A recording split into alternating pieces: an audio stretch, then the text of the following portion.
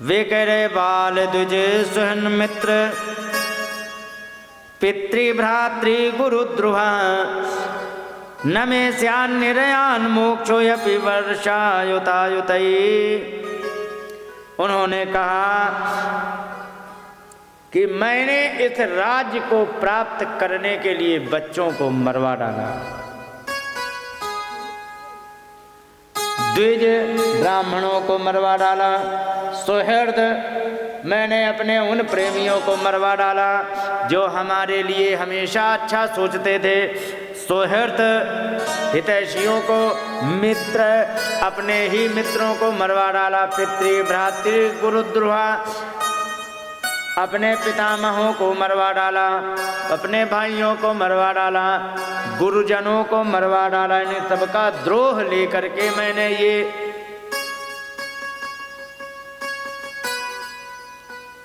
राज्य प्राप्त किया है।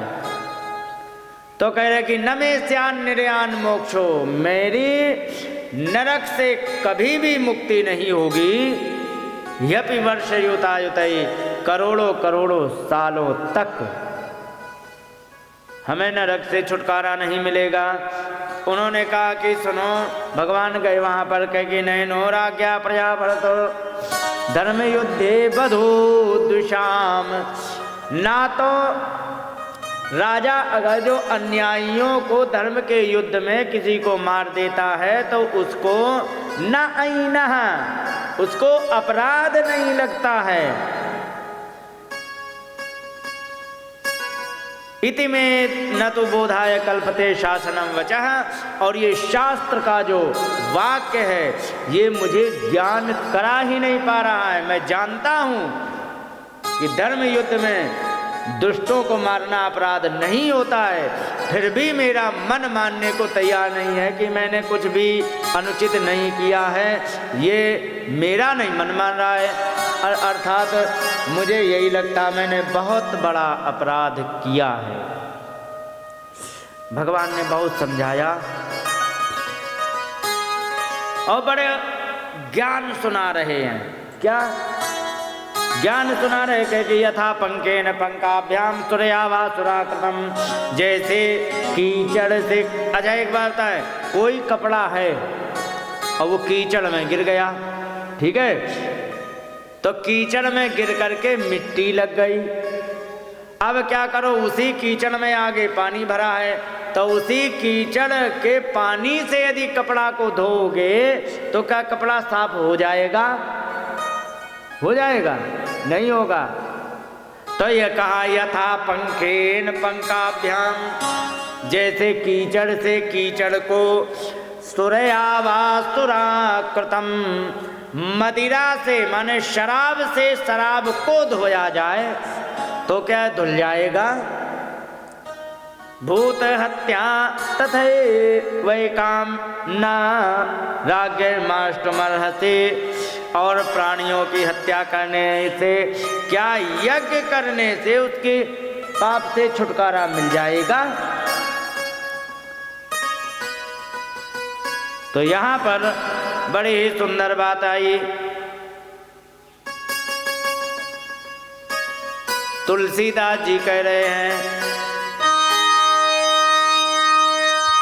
छूटे मल की मनई के धोए,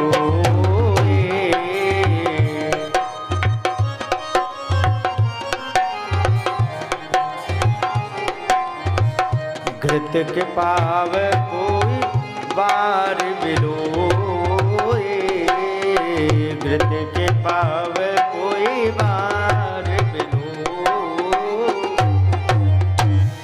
कोई भी अगर जो कीचड़ से कीचड़ धोना चाहे तो नहीं धुल सकता है।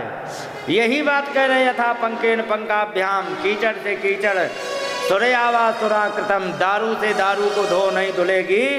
भूत हत्या तथैव कामना यज्ञमाष्टुमर्हसि, प्राणियों की हत्या करके यज्ञ से कभी छुटकारा नहीं हो सकता। क्यों नहीं हो सकता? क्योंकि यज्ञ में भी हत्या हो जाती है।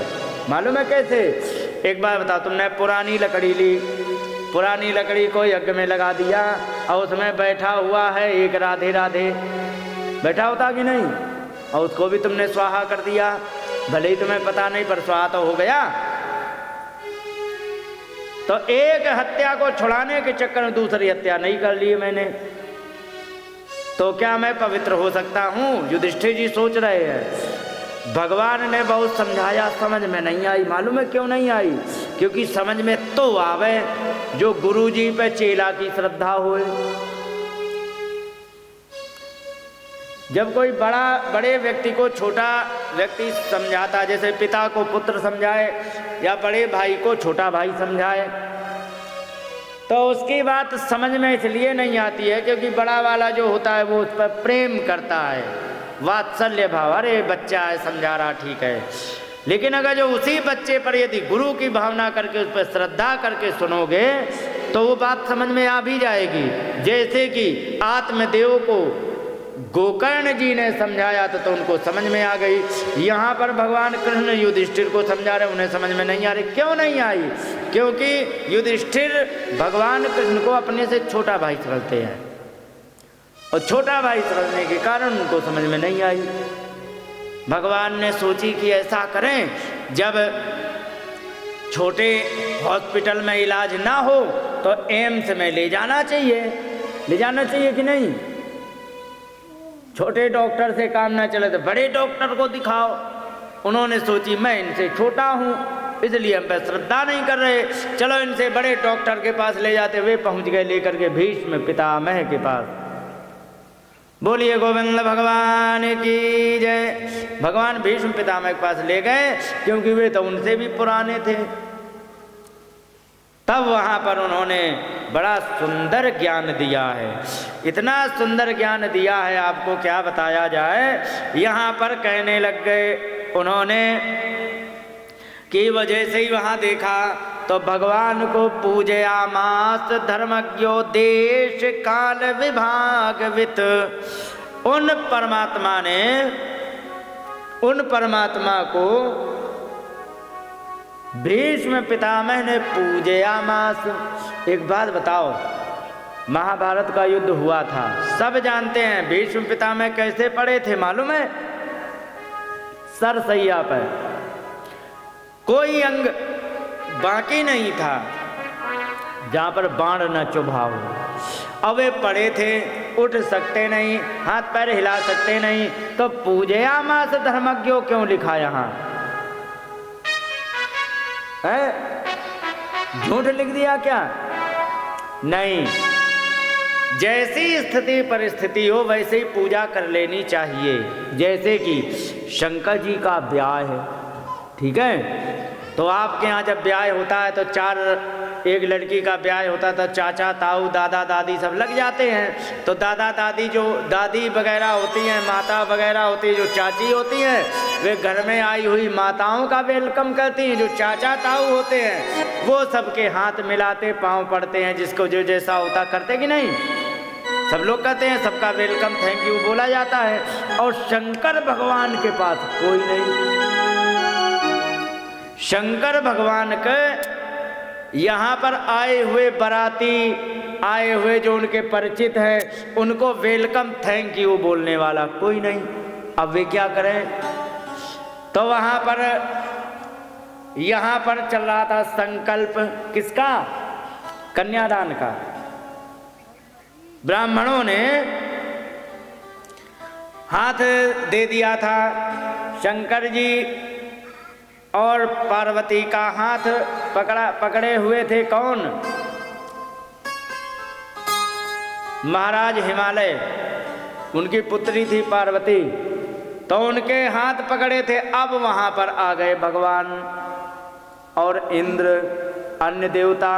तो यहाँ पर कहने लगे कि कंपेन मूर्धना सतपत्र योनिम। अच्छा, आए हैं तो वेलकम करना पड़ेगा कि नहीं? अब वे तो हाथ पकड़े हैं, अब कैसे करें? तो उन्होंने वहीं से खोपड़ी हिला दी ब्रह्मा जी को देख के। कंपेन मूर्धना, सिर हिला दिया। सतपत्र योनिम, ब्रह्मा जी को देख के सिर हिला दिया। अच्छा ठीक, प्रणाम कर रहे, ठीक। वाचा हरिम, अब भगवान एक तरफ देखा, क्या भगवान इधर खड़े हैं, मुस्कुरा रहे हैं, हमें हमारा ब्याह देख रहे। तो भगवान को देखा और भगवान सब ठीक है, बस हो गया वेलकम। वाणी से दो शब्द के, वाचा हरिम, भगवान से दो वाणी के शब्द कह दिए। वृत्रहणम स्मितेन, इंद्र वहीं पर खड़े थे, उनकी तरफ देख के मुस्कुरा दिया, हो गया स्वागत।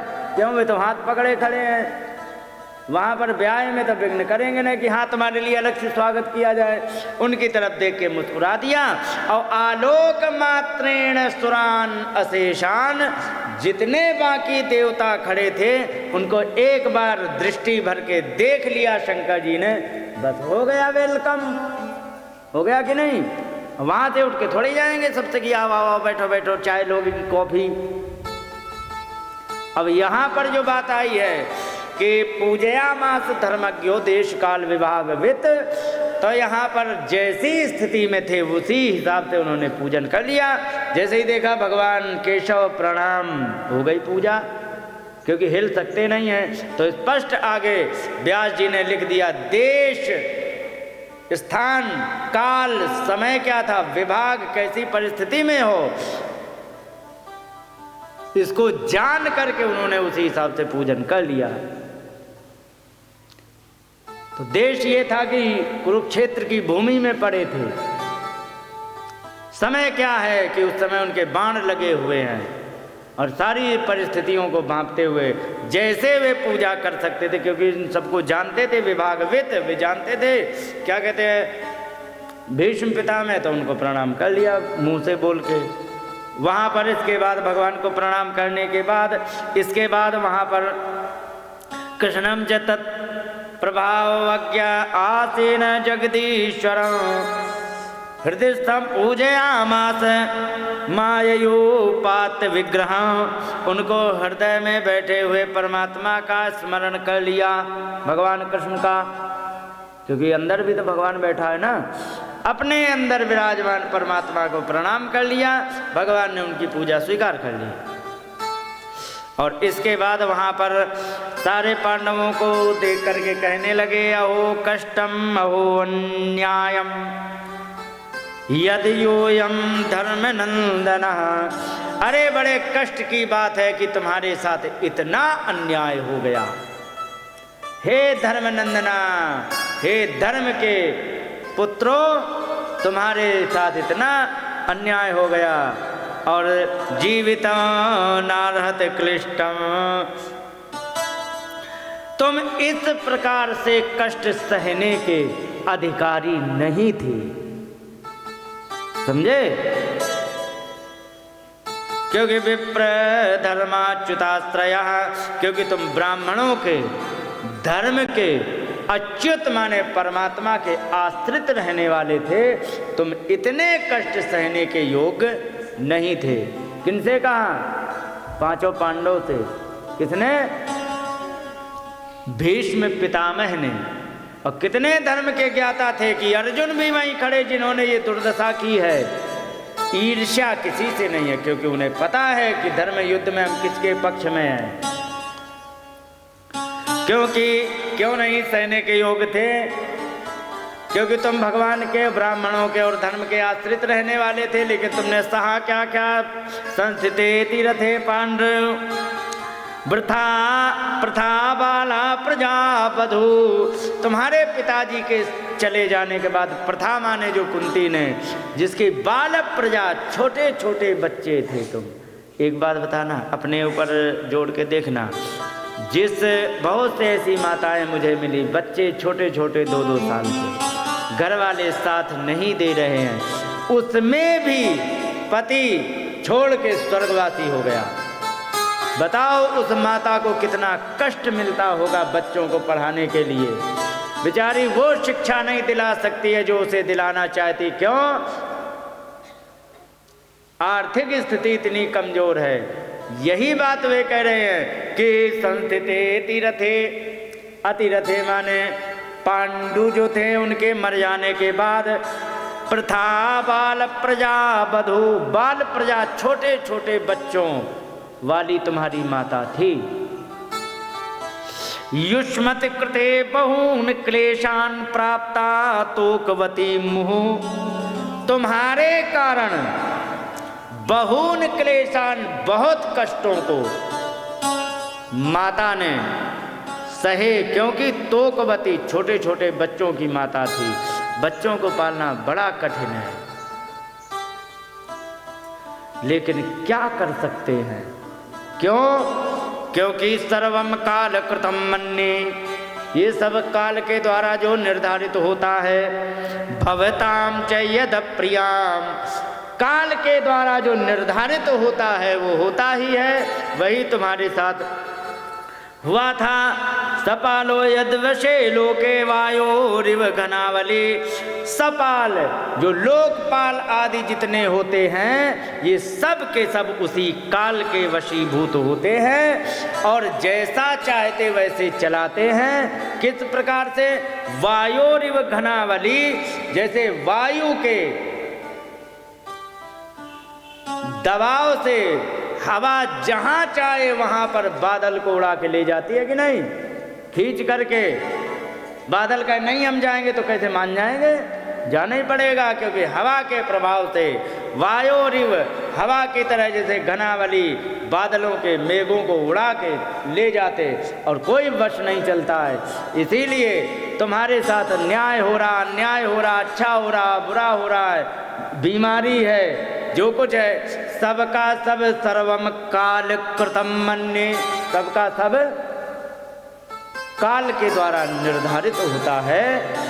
भवताम च यद प्रियाम, जो भी तुम्हारे साथ अप्रिय हुआ सबका काल के द्वारा निर्धारित हुआ था।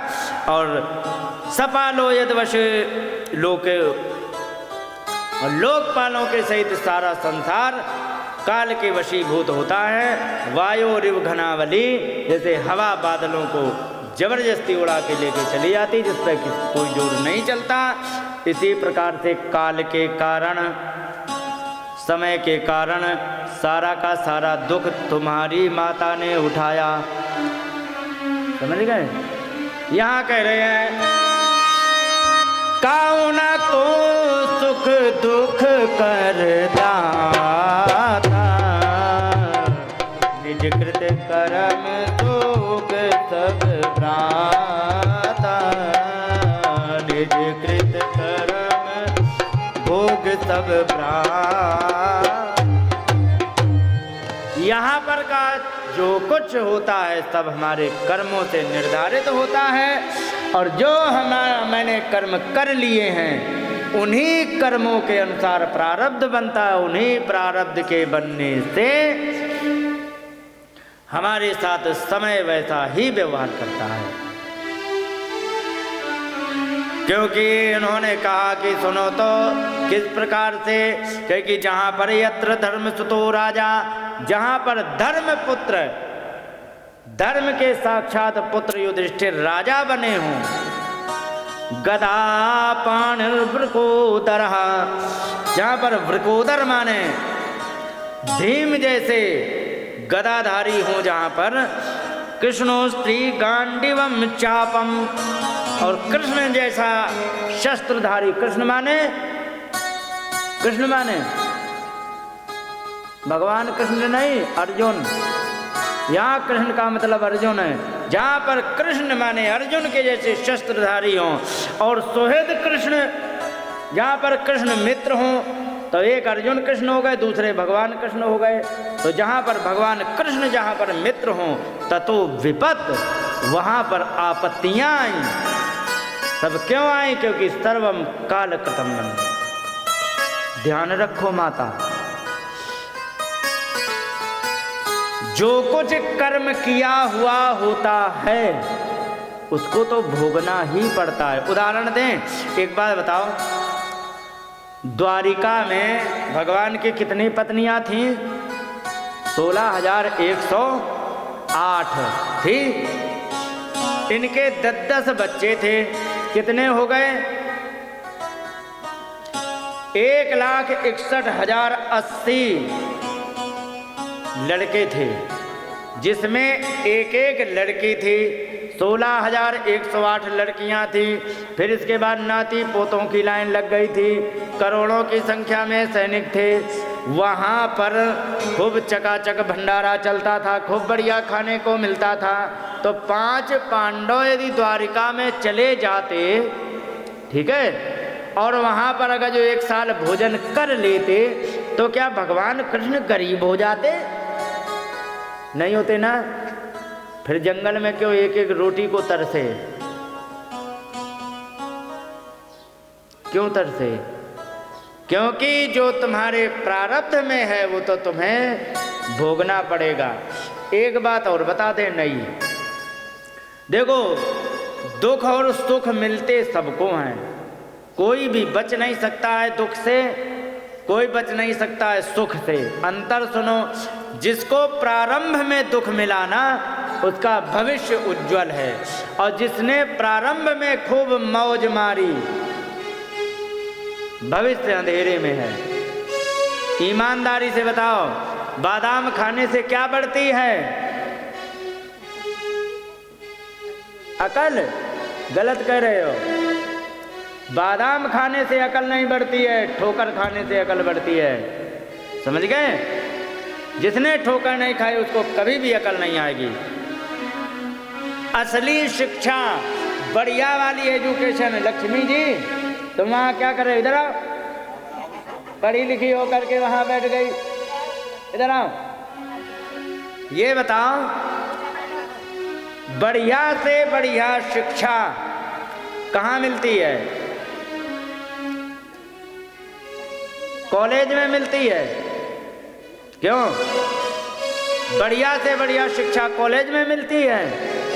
बढ़िया से बढ़िया शिक्षा मिलती है ठोकर खाने से। समझ गए? जिसके जीवन में ठोकर नहीं जिस व्यक्ति ने खाई है, उसको कभी भी ज्ञान नहीं हो सकता। रट सकता है, हाँ, रट लेगा, सारे फॉर्मूले याद कर लेगा, सब कुछ याद कर लेगा, लेकिन ज्ञानी हो जाए ऐसा नहीं है। क्योंकि ध्यान रखो, रटा रटाया ज्ञान तुम्हारे कभी काम नहीं आएगा, और जो ज्ञान काम आएगा वो विद्यालय में पढ़ाया नहीं जाता। ध्यान रखो, असली ज्ञान ठोकर खाने से आता है, जिसको कहते हैं फंक्शनल नॉलेज। समझे? वो ज्ञान तुम्हें ठोकर खाने से ही आएगा।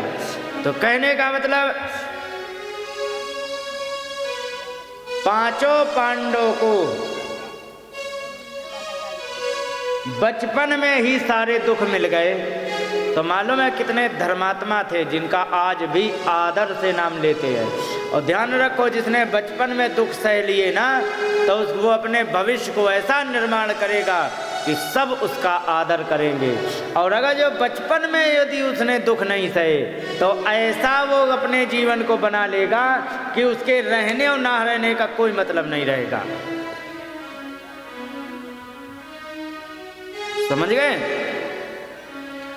यहां पर कह रहे कि जहां पर व्यक्ति कहता अरे हम पुरुषार्थ से कर लेंगे, पुरुषार्थ तुम्हारा काम आएगा, सच है, लेकिन प्रारब्ध को पलटने का पुरुषार्थ में भी क्षमता नहीं है। एक कितना पुरुषार्थ था ये भी सुन लो। भीम यहाँ कहा गया गदा पाणिर वृकोदर, जहाँ जो ये वृकोदर माने भीम थे, जिनके हाथ में गदा थी, उनको दुख मिला। और हाथ में गदा थी, वे कैसे थे मालूम है? राजा विराट के यहाँ 5 भाई रूप बदल के, और कुंती माता द्रौपदी, 5 भाई और माता द्रौपदी, तीनों रूप बदल के, वेश बदल के राजा विराट के यहाँ नौकरी करने लग गए। एक ने घुड़साल संभाल ली, घोड़ों की सेवा करने लग गए। एक ने रसोई संभाल ली, और एक ने, आपको पता है, वो नपुंसक बन के, नपुंसक माने किन्नर, किन्नर जानते हो? नहीं जानते? अरे वे ब्याह में आते हैं, वे वाले किन्नर बन के साल भर उत्तरा को नृत्य और गायन की शिक्षा दी। वो अर्जुन थे, और एक थे कंक नाम था, रखा था युधिष्ठिर ने, जो राजा विराट का मनोरंजन कराते थे। समझ गए? तो अब राजा विराट का मनोरंजन कराने पर वहाँ पर क्या हुआ, एक जीमूत नाम का बड़ा भारी पहलवान आ गया, और ऐसा पहलवान कि उसे कोई हरा नहीं पाता था। जितने थे पहलवान सबको हरा डालता था। एक बार क्या हुआ, राजा ने सोची कि ऐसा ना हो ये हमारे ही राज को छीन करके राजा बन जाए, क्योंकि जो बहुत ज़्यादा पहलवान होता है उससे राजा अंदर से कमज़ोर पड़ते हैं, और राजा को डर लगता है ये हमारे राज्य को ना छीन ले। उन्होंने घोषणा करा दी, क्या, कि जो भी व्यक्ति इसे हरा देगा उसको मुंह मांगा इनाम दिया जाएगा।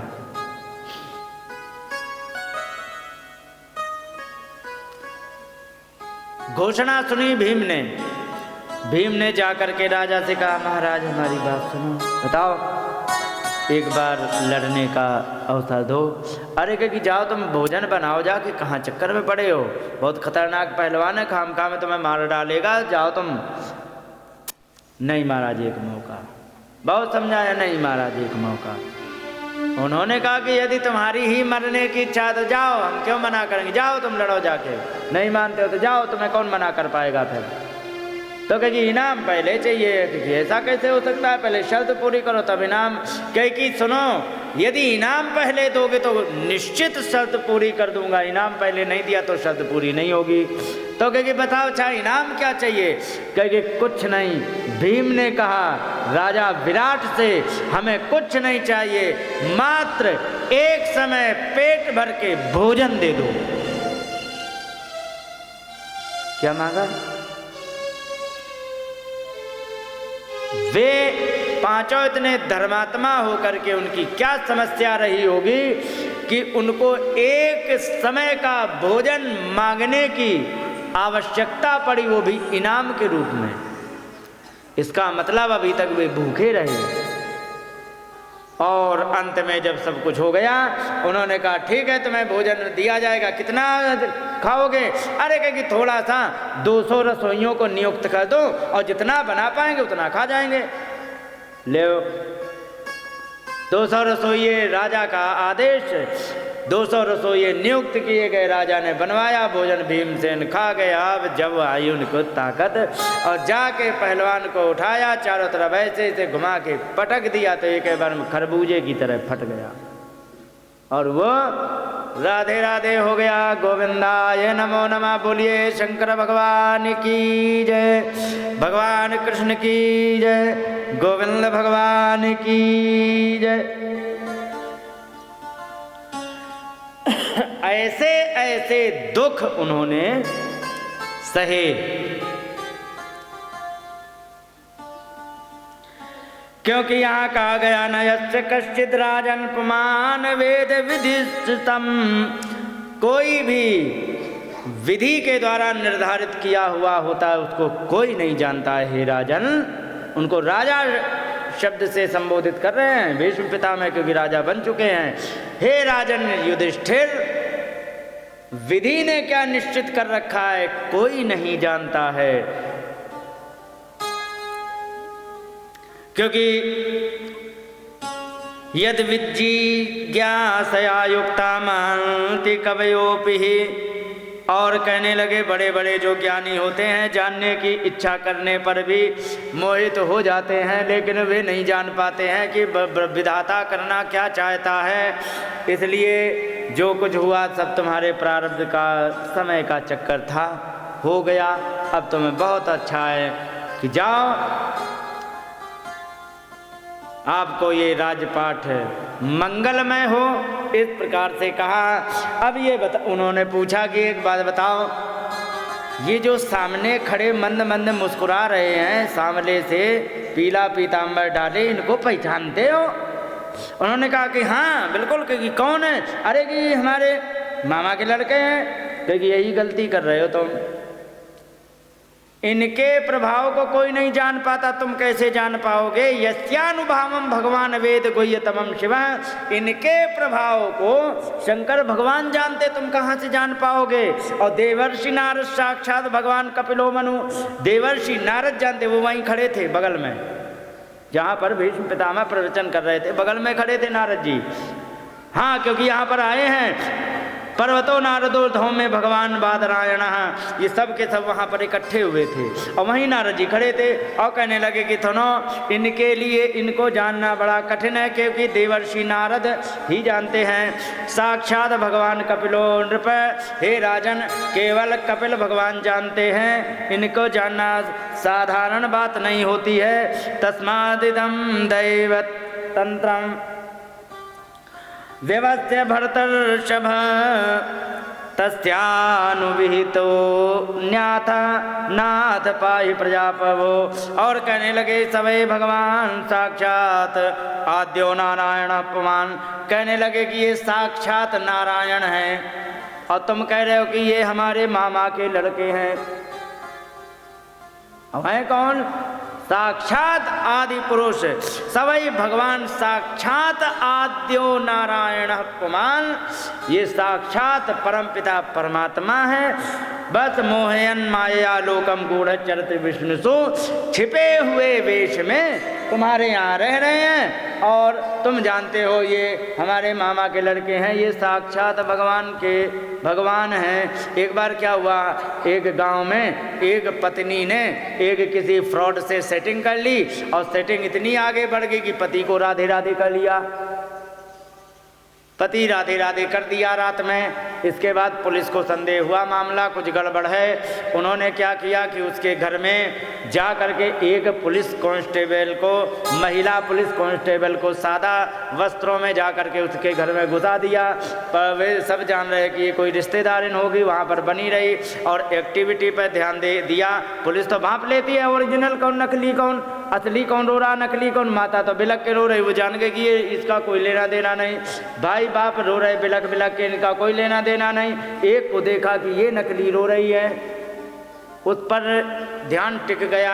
एक बार क्या हुआ, वो गई अंदर और अंदर जा करके वो पीछे से महिला पुलिसकर्मी गई और जा कर अंदर देखा कि उसने चुपके से फ़ोन करना शुरू कर दिया, सुनो तो ऐसा ऐसा हो गया है, अभी मामला सब शांत है, ऐसा है। तुरंत पकड़ लिया उसने महिला अधिकारिणी ने और पकड़ के तुरंत कर दिया फ़ोन, हाव हाव हाव हाव करती हुई पुलिस आ गई और धर लिया गया असली अपराधी। आज वो जेल में है, यदि जिंदा है तो। समझ गए? तो ये छिपे हुए वेश में तुम्हारे यहाँ जो रह रहे हैं साक्षात नारायण हैं। और तुम क्या जान रहे हो कि यम मन से मातुलेयम, जिनको तुम मातुलेय माने मामा का लड़का समझते हो, प्रियम मित्रम सुहृतमम, जिनको अपना प्रिय समझते हो, मित्र समझते हो, सुहृद माने बहुत हितैषी समझते हो। और तुमने इनको किया क्या? क्योंकि तुम जानते नहीं तो इनका तुमने किया क्या? अकरोत सचिवम, तुमने इनको सचिव माने मंत्री बनाया। अच्छा एक बात बताओ, राजा बड़ा होता कि मंत्री? जय जय। राजा बड़ा होता कि मंत्री? मंत्री बड़ा होता है, राजा बड़ा होता है। तो माने राजा से तुमने छोटा ही बनाया ना। और जबकि है कौन? त्रिलोकीनाथ। मंत्री बना दिया तुमने, दूतम दूत बना दिया तुमने, अपना डाकिया बना के भेज दिया तुमने। और मालूम है राजा के दरबार में डाकिया को एक अलग सम्मान दिया जाता था, दूत को। और सौहृदारथ सारथिम, उनको तुमने सारथी बना दिया। सारथी में मालूम है क्या समस्या है? सारथी में समस्या ये होती है, अच्छा रथ हाँकना चलाना वो कोई बड़ी बात नहीं, बड़ी बात ये होती है कि युद्ध में रथ चलाया। और युद्ध में क्या तकलीफ होती तुम्हें पता है? युद्ध में जो योद्धा होता है उसके एक हाथ में बाण, एक हाथ में धनुष होता है और उसको लेफ्ट राइट घुमाना है, तो इशारा कैसे करेगा? तो पैर से इशारा करता था। भगवान बैठे हैं, पैर से इशारा, इधर से ऐसे पैर मार दिया तो अच्छा इधर मुड़ना है, इधर पैर मारा इधर मुड़ना है, और जब दोनों मार दिए तो सीधे चलना है। पैर से जो परमात्मा त्रिलोकी को चला रहा उसको तुमने पैर से चलाया। अकरोत सचिवम दूतम सौहृदादथ सारथिम, तुमने उन्हें सारथी बना दिया। अरे इतनी बात सुनी तब उनके कान खड़े हो गए और उन्होंने कहा कि तुम ही नहीं, जाने कितने इनके झांसे में आ गए, जाने कितनों को इन्होंने पढ़ा दिया, जाने कितने धोखे में आकर के लड़ गए बचपन में। इन्हें बच्चा समझते रहे, जो आता था उन्हीं को राधे राधे इसीलिए कर देते थे, सब बच्चा समझते थे। इनका प्रभाव ही कैसा है। बोलिए गोविंद भगवान की।